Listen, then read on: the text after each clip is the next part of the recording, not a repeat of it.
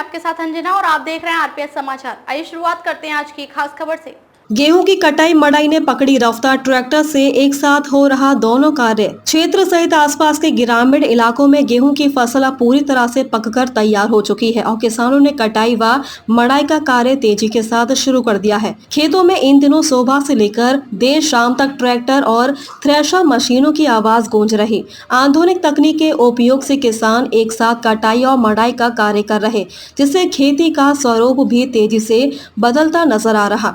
मशीनों का बड़ा इस्तेमाल, काम हुआ आसान। पहले गेहूं की कटाई दरांती से हाथों द्वारा की जाती थी और मड़ाई के लिए अलग से श्रम और समय लगता था, लेकिन अब किसान ट्रैक्टर से जुड़ी थ्रेशर मशीनों और हार्वेस्टर का उपयोग कर रहे हैं। इससे खेतों में खड़ी फसल को तेजी से काटकर उसी समय दाने अलग कर लिए जाते हैं।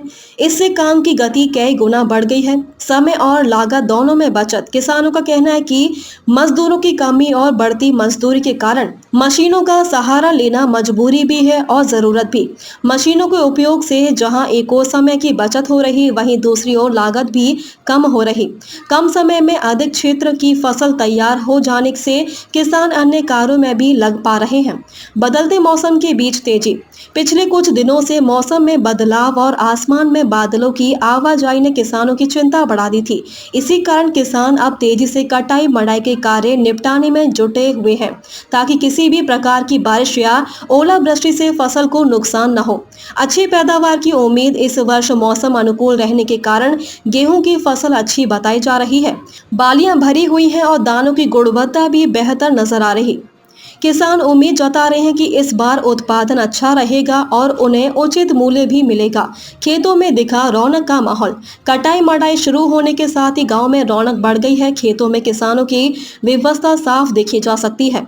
परिवार के सदस्य भी इस कार्य में सहयोग कर रहे, जिससे पूरे ग्रामीण क्षेत्र में एक उत्साह का माहौल बना हुआ है।